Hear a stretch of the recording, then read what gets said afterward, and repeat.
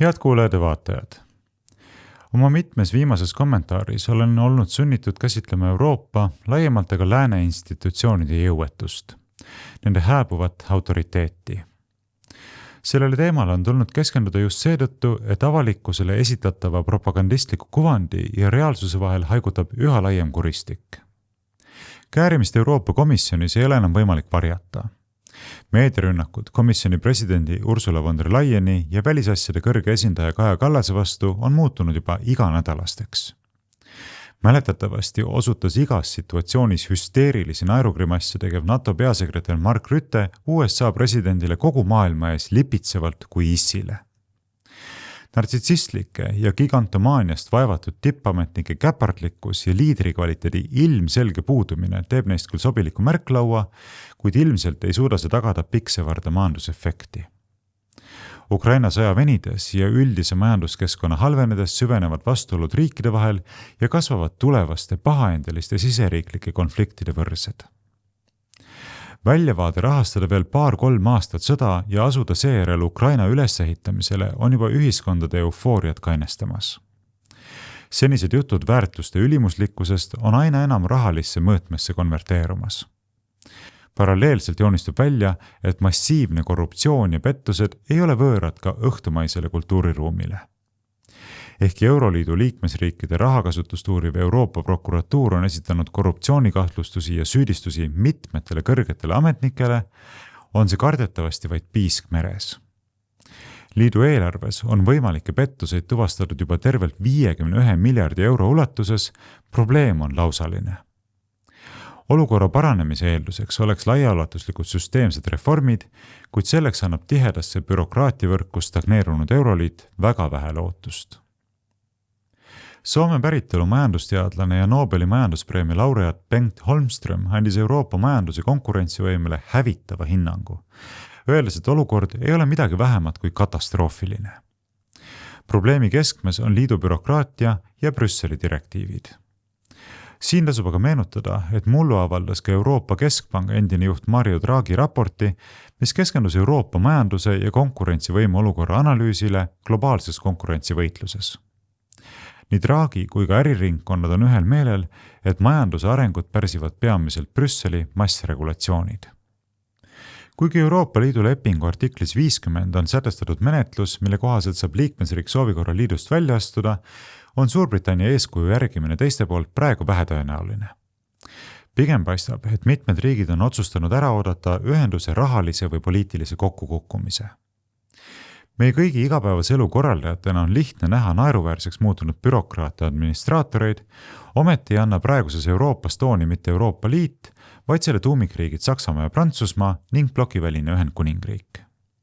Ka USA rahusurve alla sattunud Ukraina president Vladimir Zelenski ei lennanud ju kõigepealt mitte Brüsselisse, kohtuma von der Leyeni ja Kallasega, vaid pidas Londonis salakõnelusi Briti peaministri Keir Starmeri, Prantsusmaa president Emmanuel Macroni ja Saksamaa liidukantsleri Friedrich Merziga.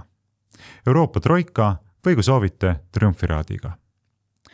Selle sammuga püüti taas näidata, et eurooplased seisavad ühtselt Ukraina selja taga, kuid tegelikkus pole ju kaugeltki nii lihtne.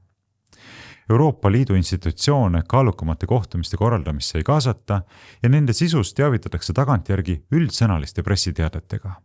Vähe sellest, täpselt samasuguses info- ja otsustusruumis hoitakse ka teisi Euroliidu liikmesriike ja NATO liitlasi.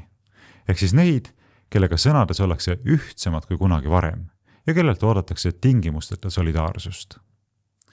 Kui mõned Euroopa riigid väljendavad muret, et Washingtoni ja Moskva rahuplaan tõrjub nad otsustusprotsessist kõrvale, siis tegelikkuses näeme, et sama vähe või veelgi vähem hoolivad mingist ploki ühtsusest end ise Euroopa varivalitsejateks seadnud riigipead.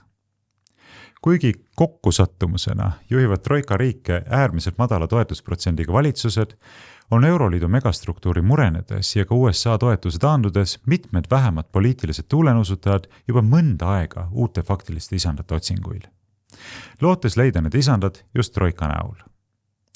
Mõte suveräänse välis- ja kaitsepoliitika ajamisest tundub nii mõnelegi sedavõrd hirmutav, et ainsa elulemisvõimalusena nähakse lootsikalla rolli tugevama peremeesliigi külje all. Siseriiklikult püütakse sulaseliku käitumist katta paatosliku retoorikaga oma lipu kalliks pidamisest, aga kohustuslikel välisvisiitidel korratakse püüdlikult nõutavaid ainunarratiive.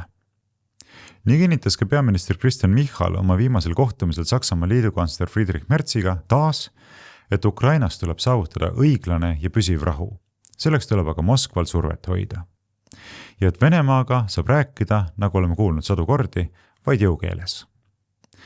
Ehk siis tibatilluke rahvusriik Eesti, kus eesti keel on emakeeleks alla 895 000 inimesel, lasi 10% toetust omaval valitsusjuhil kinnitada, et tahame Moskvale jõukeeles esitada selged nõudmised.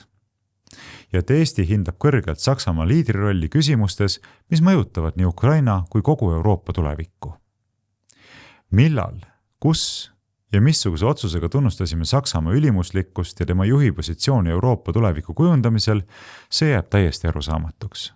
Päris tõsiselt, millele tugineb Saksamaa mandaat? Viimasest rääkides tasub meenutada, et kommenteerides Ungari peaminister Viktor Orbani hiljutist visiiti Moskvasse, süüdistas Merts ise, et Orbanil puudus kahepoolseks kohtumiseks Euroopa mandaat.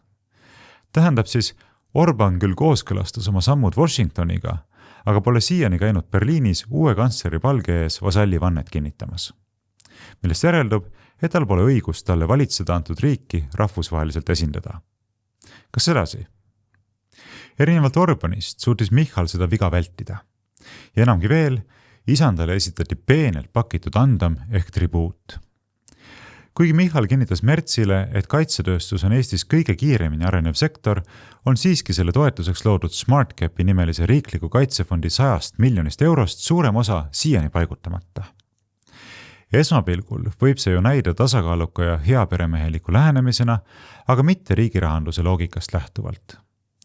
Kui raha on välja kaubeldud, tuleb sellele ilmtingimata kasutus leida, kusjuures raha kulutamata jätmine võib olla hullem kui selle põletamine.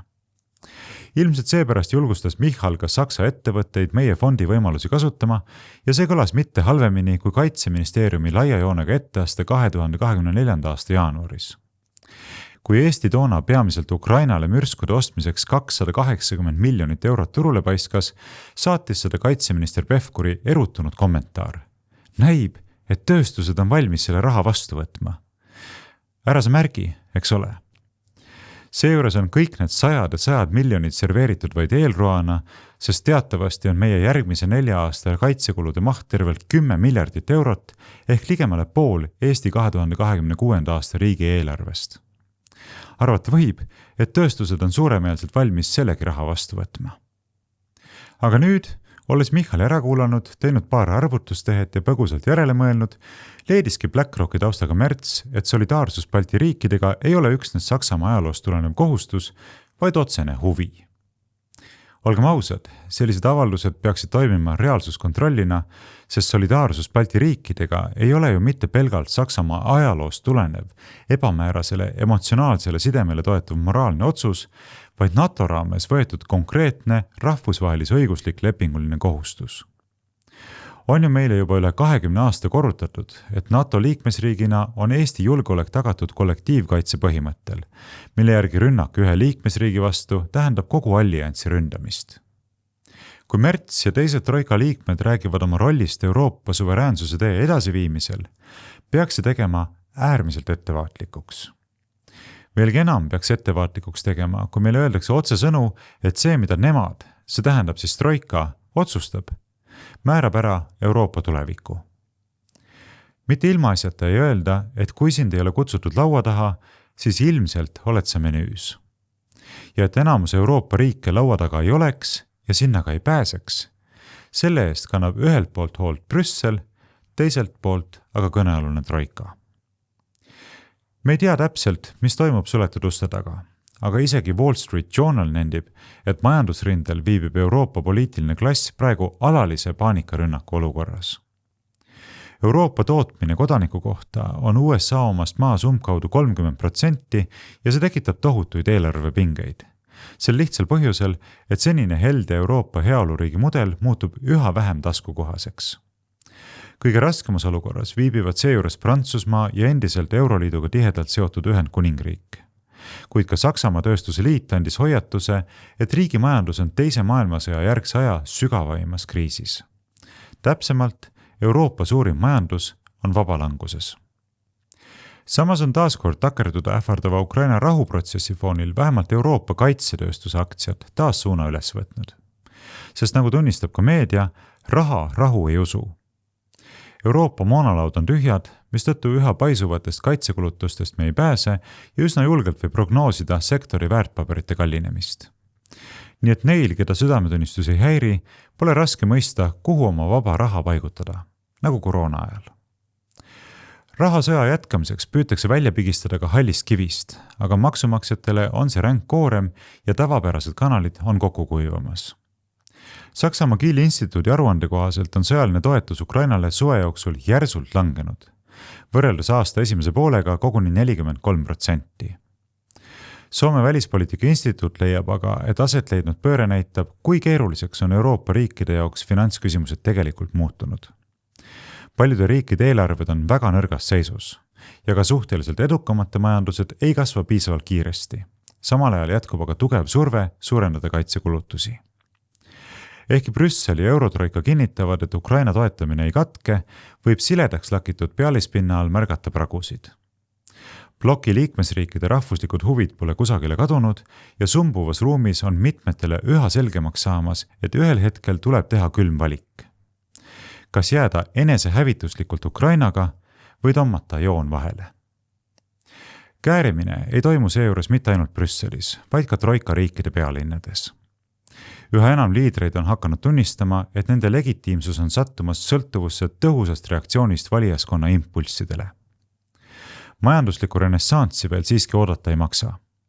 Et sellele võiks loota, peaks Euroopa esmalt hülgama oma haiglase bürokraatliku reeglite lembuse ja loobuma niinimetatud rohepöördest.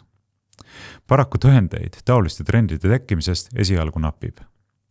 Ometi on midagi nagu õhus. Kas katalüstiks ja kammertooniks võib saada USA julgeolekustrateegia, seda näitab aeg. Aga sellel teemal arutlen oma järgmises kommentaaris. Tänaseks aga aitab. Tänan teid kuulamast, vaatamast ja kaasa mõtlemast. Kui peate vajalikuks anda minu välis- ja julgeolekupoliitika kommentaaride projekti omapoolne panus, siis selleks vajaliku info leiate minu kodulehelt aadressiga varrovooglid.ee. Kuulmiseni!